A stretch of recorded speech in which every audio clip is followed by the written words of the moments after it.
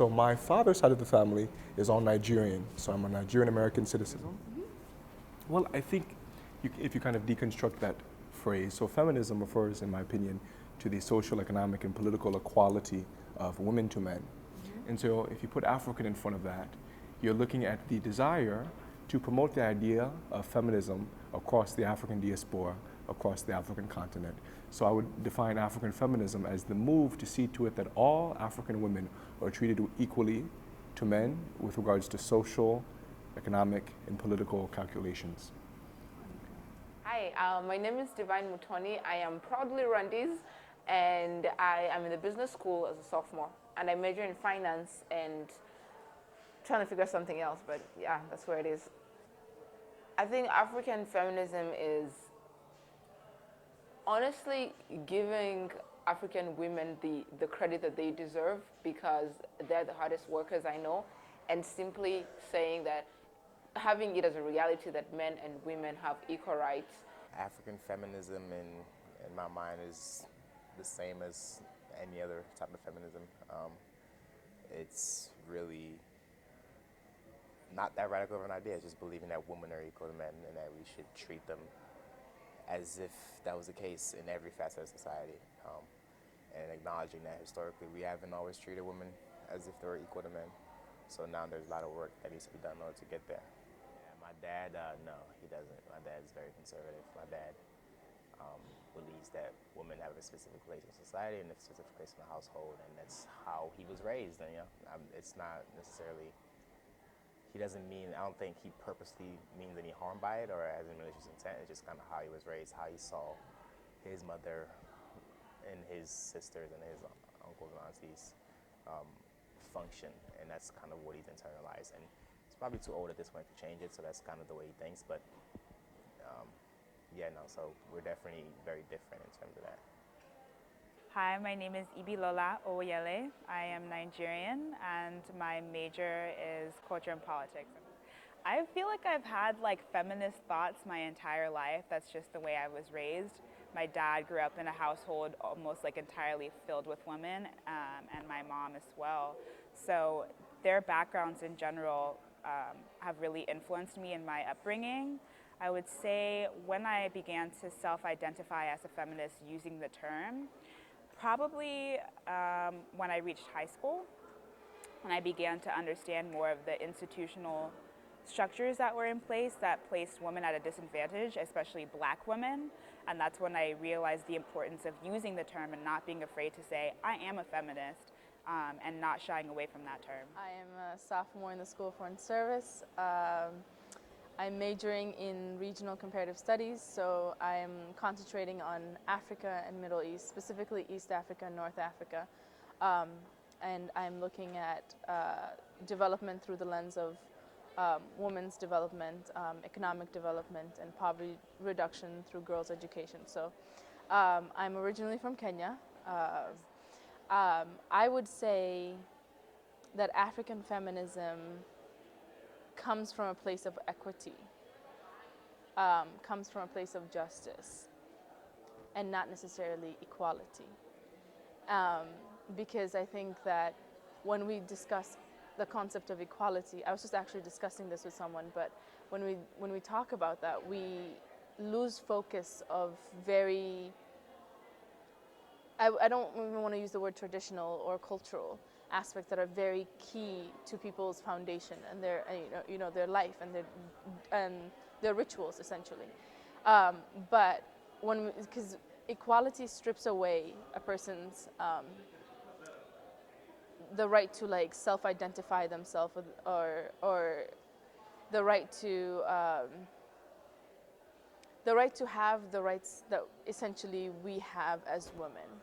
So this is the concept of childbearing. If I'm equal to a man, that aspect of me is taken away from me.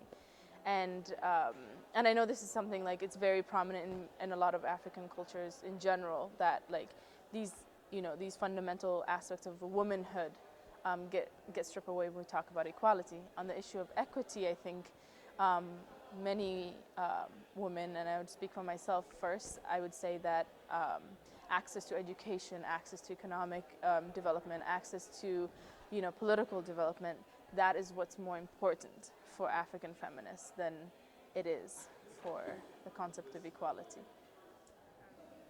Yes. I think that in our societies, and I can only speak from my own specific society that I came from, there is this double standard when it comes to men and women, and especially boys and girls, and what we expect from boys and what we expect from girls. But I can definitely say that, especially from my mom, having not been, essentially going through the difficulties that she went through, she essentially sees the the importance of educating a girl, the importance of allowing a girl to do the things that she can do. She shouldn't be limited because of her gender, and I think at the end of the day, that is the core of feminism in general.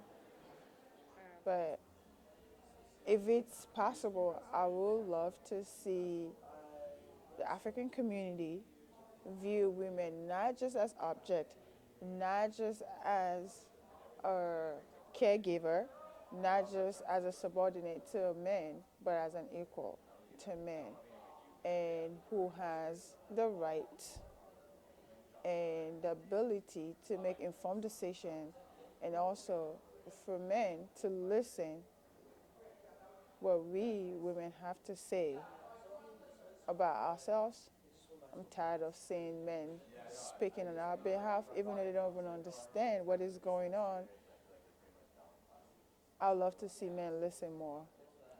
I don't think so, because they're more traditional, and they believe in their belief and ideology about women is different from mine.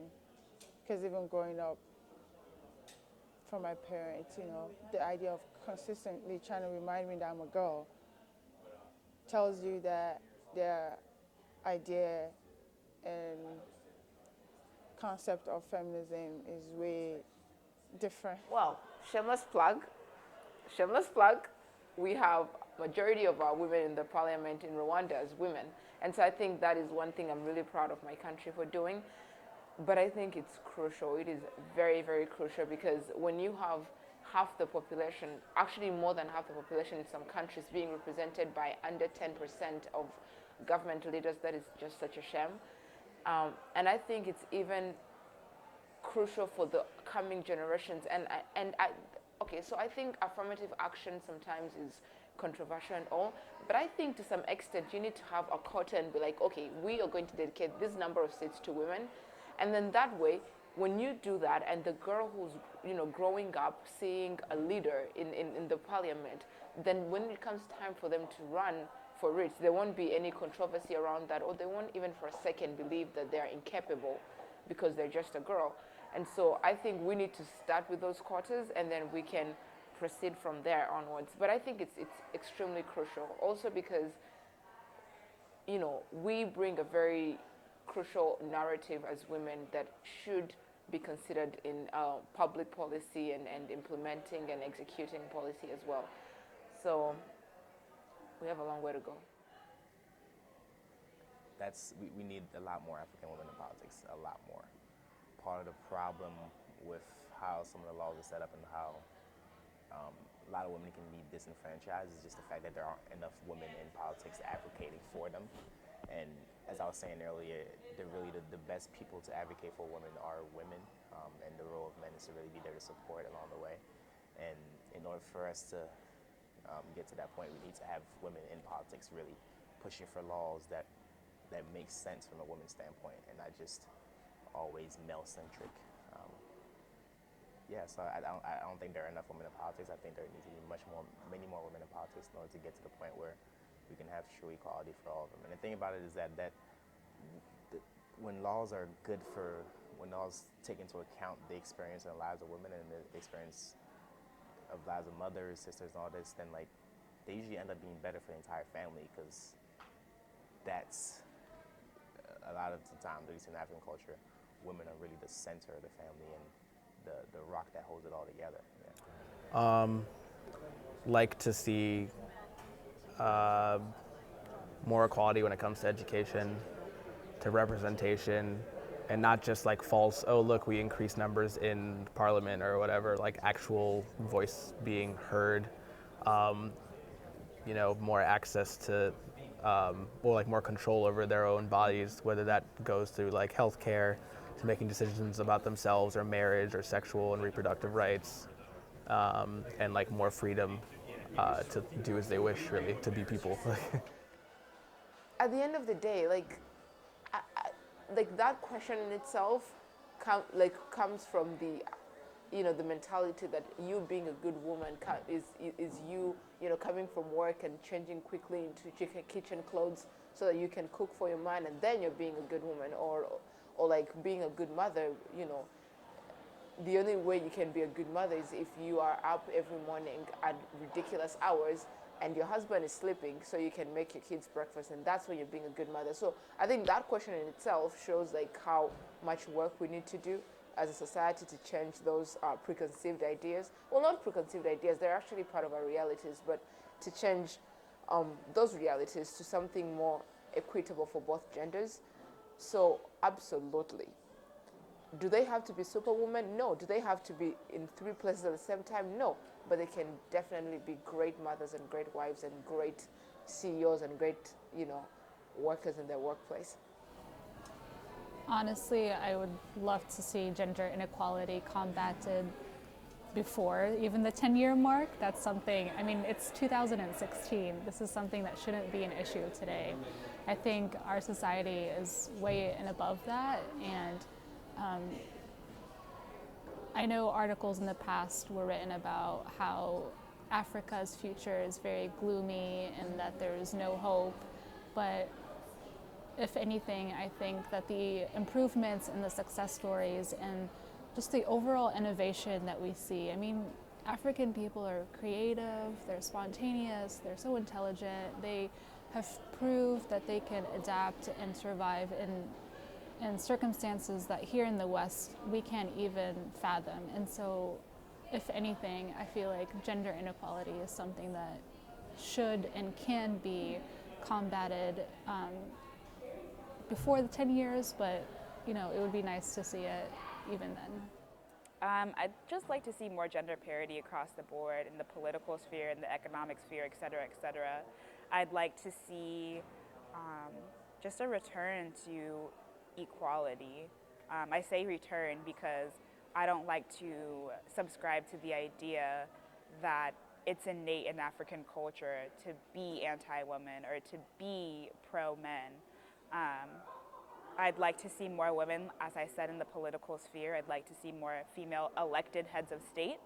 And yeah, I'd like to just see more women participating in the future development of Africa in all aspects, whether that's informal, formal, educational, political, social, et cetera, et cetera. I'd just like it to be more acceptable to be a promoter of women ideals and to be a promoter of women's rights. Absolutely. I don't think there's any correlation between the two. You can absolutely be a feminist and a good mother. You can be a feminist and be strong in the workplace. It just depends on you and your partner, I would say, and what your ideal roles are for a quote-unquote wife and for a quote-unquote husband, and redefining what it means to be a wife and what it means to be a husband. But I think that a feminist makes a better wife, and I think that a feminist makes a better parent, because you're instilling the right values within your family. Oh, that's a question I've been asking myself forever. I get into arguments with a lot of boys about this because they believe that a woman can't have it all. And I read this really good article where society doesn't allow a woman to have it all, even though a woman should be able to have it all, and they can have it all. But society doesn't make it easy to. So a woman can do it, but it's tough, but she can definitely do it. And this might go into another question, but I definitely believe the role of a man and a woman should be equal. Why is it that the woman is the one that's always having to come home and do all the work and the childbearing and the laundry and everything? When the man comes home, he does nothing, yet a woman is expected to do that even after she comes home from work. It should be something that's shared between both genders. So can a woman have it all? Yes, if society and men change their views as well. I think I became a feminist when I came to college. And, I'm from the deep American South, which historically is kind of known as an agrarian, agricultural place. So feminism isn't exactly a burgeoning or flourishing ideal in the deep American South. This is the heartland of where the civil rights movement took place. 60 years ago, persons like Dr. King and Medgar Evers were fighting for civil rights. So it should come as no surprise that feminism isn't exactly being promulgated in Alabama and Mississippi with great expeditiousness. But I think that coming to Georgetown, where I was able to interact with so many peers who are so much smarter than me, so much more ambitious than I am, it was deeply humbling. One of my dear friends, I think she's the most impressive individual on this campus, and she's like a sister to me. Interacting with people like that, and then seeing how they're discriminated against just because they are women, that is what inspired me to become a feminist, you see. Discrimination can be a great impetus and catalyst for inspiration. Probably other guys, because a lot of other men in general, whether I'm friends or family with them, whether they're African or not, really don't see eye to eye with me on how I think we should think about, talk to, treat women, or let them treat themselves. Yes, I think it can be taboo. It might be, to be honest, it might be viewed as a little too progressive or a little feminine. But I think that individuals that are comfortable in their male personhood are able to set the tone for what being a man is about, as opposed to just being recipients of male culture. So, myself as a young man, as I'm comfortable in who I am and I'm able to be successful in my ventures, the next generation of young men behind me, they look up to individuals like myself and friends of mine, and we become strategically positioned to teach them that being a feminist is a good thing. I think one of the biggest challenges just has to do with the manner in which conversation, dialogue, and debate around the idea of feminism historically has been one that I think has made men feel uncomfortable, as if they weren't welcome at the table. But I think, thanks to Watson and Trudeau, and many others, of course, sundry others, that sort of narrative is being dispelled and reformulated. And a multilateral, and by multilateral I mean men and women included, global campaign to promote feminism. We see this with he for she at the UN, but ideas like this, movements like this are being promoted in a much more inclusive and powerful manner. Well, I'll tell you what. I don't think in 10 years we're going to have like perfect model gender equality where all women are respected for their worth. But I sure do hope that there will be an increasing and a huge number of female role models that my kids can grow up looking at, and that your kids can grow up looking at, and that it will be a process. But I hope at that point we have enough women in leadership positions in the business world, in the technology world, women breaking records, so that like you even stop being asked like, oh, you're a girl doing science, or like you're not asked like, oh, you're a girl and you're about to start a business. Like it will just seem like, oh, she's doing that, because she's smart and she's intelligent and she's vulnerable and she's a woman and he's a man, but that doesn't really matter at all. Yeah. I would like to see 55 African states that comprise the African continent, that each respectively have many, many, many, many women in their congressional houses. I'd like to see dozens more African female women head of states. I would like to see more African women in executive business roles in places like Nigeria, South Africa, Botswana, Rwanda. I would like to see African women not being relegated to the household without a choice.